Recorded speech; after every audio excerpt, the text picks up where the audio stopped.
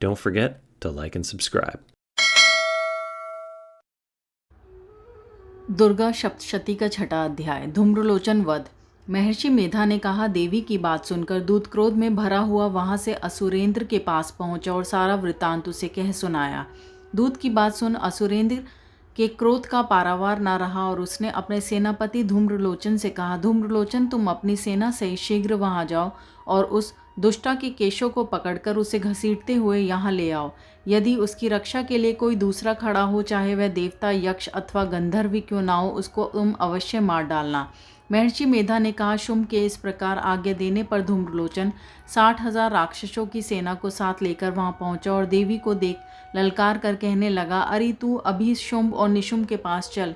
यदि तू प्रसन्नता पूर्वक मेरे साथ न चलेगी तो मैं तेरे केशों को पकड़कर घसीटता हुआ तुझे ले चलूंगा। देवी बोली, असुरेंद्र का भेजा हुआ तेरा जैसा बलवान यदि बलपूर्वक मुझे ले जावेगा तो ऐसी दशा में मैं तुम्हारा कर ही क्या सकती हूँ।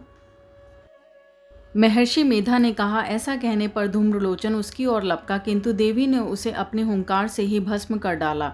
यह देखकर असुर सेना क्रोध होकर देवी की ओर बढ़ी, परंतु अंबिका ने उन पर तीखे बाणों, शक्तियों तथा फरसों की वर्षा आरंभ कर दी। इतने में देवी का वाहन भी अपनी ग्रीवा के बालों को झटकता हुआ और बड़ा भारी शब्द करता हुआ असुर सेना में कूद पड़ा। उसने कई असुर अपने पंजों से, कई अपने जबड़ों से और कई को धरती पर पटककर अपनी दाढ़ों से घायल करके मार डाला। उसने कई असुरों के अपने नख से पेट फाड़ डाले और कई असुरों का तो केवल थप्पड़ मारकर सर धड़ से अलग कर दिया। कई असुरों की भुजाएं और फिर सर तोड़ डाले और गर्दन के बालों को हिलाते हुए उसने कई असुरों को पकड़कर उनके पेट फाड़ कर उनका रक्त पी डाला। इस प्रकार देवी के उस महान बलवान सिंह ने क्षण भर में असुर सेना को समाप्त कर दिया। शुंभ ने जब यह सुना कि देवी ने धूम्रलोचन असुर को मार डाला है और उसके सिंह ने सारी सेना का संहार कर डाला है, तब उसको बड़ा क्रोध आया। उसके मारे क्रोध के ओंठ फड़कने लगे और उसने चंड तथा मुंड नामक महाअसुरों को आज्ञा दी, हे चंड, हे मुंड, तुम अपने साथ एक बड़ी सेना लेकर वहां जाओ और उस देवी के बाल पकड़कर उसे बांधकर तुरंत यहाँ ले आओ।